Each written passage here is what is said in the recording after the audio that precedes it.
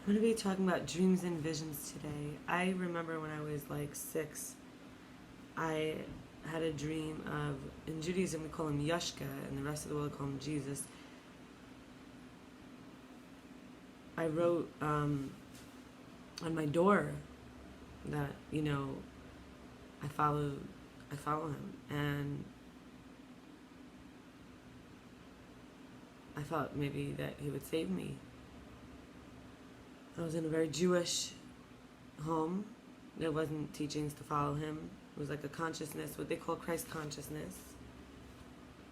And this is not in line with the Torah view, as I understand it now, if someone is looking at it as idol worship. It's God that saves us, and God sends the Mashiach to redeem us. In this week's Parsha, Parshas Chukas Balak, from the Parshas Balak, talks about Balak, the king of Midian, afraid of the Jews who were freed from Egypt and were with God's power. And so he hired Bilam, who was a prophet of Hashem, of God, to curse them, but he could only say what Hashem said, and Hashem gave him blessings to say for the Jews. So he said, a star will rise, a staff, and they will, and he said, if only I could die like them. There's no idol worshippers, no diviners. Basically, they make God very happy. So there's a lot of moments where I had visions and dreams starting from a young age, and also like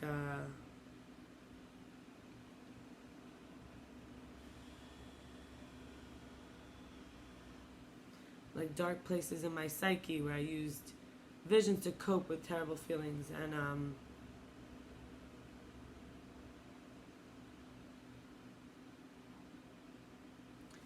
there was a sense, even at that young age, that I was looking for something, because I wanted like Mashiach, and I thought maybe someone had told me, I heard somehow that they thought that Yashka, or Jesus, is Mashiach. And so now I don't use a name. A lot of people in my community do say that the name, they say the Lubavitch Rebbe of Crown Heights, Rabbi Menachem Mendel Schneerson. I don't really say that, but let there be a challenger. That's where my stance is. As long as it's time, however, that's the point we have to accept.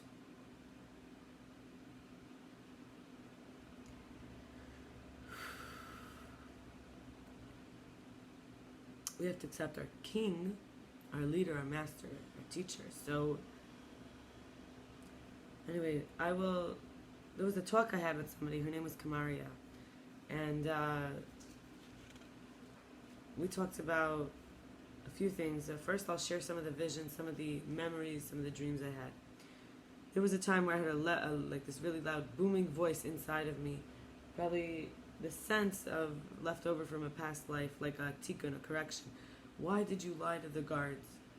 Sat with me a long time. Then I saw like a 1D, 4 squares. Each square, a different animal was like generating, like 4 paths of animals. And I kind of learned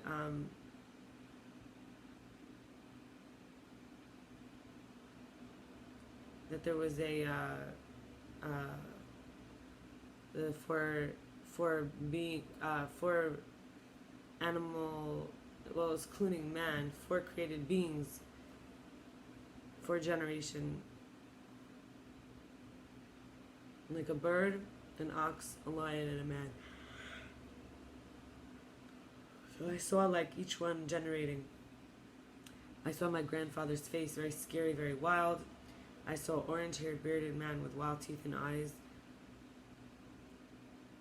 Perhaps in my bedroom, and I even felt like there was a time when I was innocent, pre-puberty, and there was something plugging me, like in my private parts, like maybe a finger. I saw the angels, cyclical, like how they move like this, like a coil on the outside, like a spiral, rotating and moving. I saw the Bilam that I just spoke about, that prophet, Balaam energy of hurting a pious person.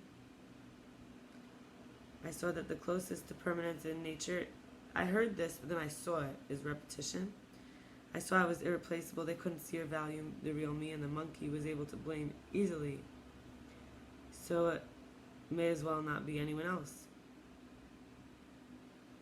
Like, hating the monkey, it was the monkey's fault, kind of thing. I saw that the cells were like butterflies. They were touching, and they each had two strings coming up that way and two strings coming up that way. And it was like back-to-back cellular mitosis, almost like a Siamese twins. And I thought it was like a worshipping thing with Adam and Chava, who had like been back-to-back in the first iteration, and they had almost like, so each other was the eyes in the back of the head. And I know my older sister left me in a store once. Something bad must have happened to me. No one tells me. She left me there, and they saw me and returned me. They somehow knew who I was. She often treated me in my memories of when I got older, like I was disgusting and pitiful. I also remember making a painting when my grandmother passed. It was by the grave, and my parents may have put it on the fridge for a while, but I was embarrassed. I ripped it up. And I remember narcissism was no role to matter or get attention. Nothing was rewarded or reinforced. So this like bacterial conjugation, like butterfly cells when they come together and then they're kind of stuck together. I also realized that's like mitosis, where they're separating, becoming two, or it's kind of like each one exchanges information for them to be more whole, including the other's code. And there was this guy, Yossi Lowenstein, talking to me when I was a teenager. He stopped talking to me because people said I was weird. We used to talk for many hours a night.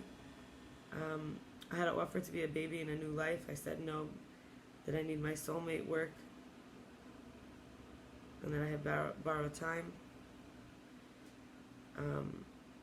I saw a vibe. I was wondering whether I had robbing or thieving vibes.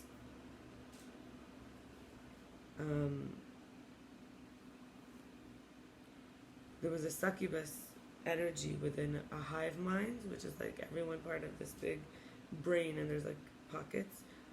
The succubus energy is said to be able to go into men, especially while they sleep, and take their energy, the energy that would make children. And so I saw it's the three men, and that getting out of their body before they woke up, portals. They could like go out of the body and maybe into the nature of the hive mind.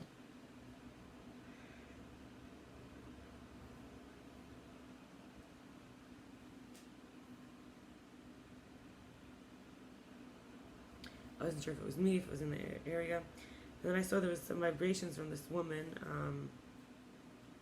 Penina. I was thinking I have to be trusted. The soul knows whether it was good, whether it was bad. And for me, I mean healthy, not healthy. And I'm going to say I had to talk with this woman named Kamaria, how we have to quiet the inner critic. We have to learn to ask the child why. Because obviously all of this here that I just shared is like the subconscious. I mean, this is years ago. What's available to me today could be very different. There's very deep layers. So we have to like capture the momentum and find the imbalances that throw things off in all the areas. When we receive and we give, it's out of abundance. And we can help people find their way back to themselves. That's the biggest abundance, right? Ourself. Asking the inner child why is really also like how to lengthen. Is one of the ways, but really it's all about lengthening the space between the trigger and the reaction. There's a sweet spot. And I could recognize my mother was damaged, and she did me some damage. She didn't have the strength and vision to self-actualize. My question could be, why did you love me enough to heal? But the first step is always a strong and stable foundation before I could be less affected. And creating boundaries are hard to make and enforce when we don't. However, a new pattern will build strength over time. For example, playing fully presently every day with joy for the inner child. And when we have a shadow, it's the hiding light. I need you to love me there, right? And it's permission to be ourselves. I recognize that being an overachiever, overcompensator didn't serve me, and I can't learn anything if I put a spin on it. and that there's this element of steam, which is where the fire and the water come together. And when I judge or shame the weak or other parts, it cuts me off from them. I feel depleted. They are able to give me energy, those parts. This just reinforces negative critiques. However, we can forgive ourselves for being so-called weak, have a unified board, meaning all the different parts, and that's what we can allow for support. I hope that this was interesting for you, and I wish you a good Shabbos.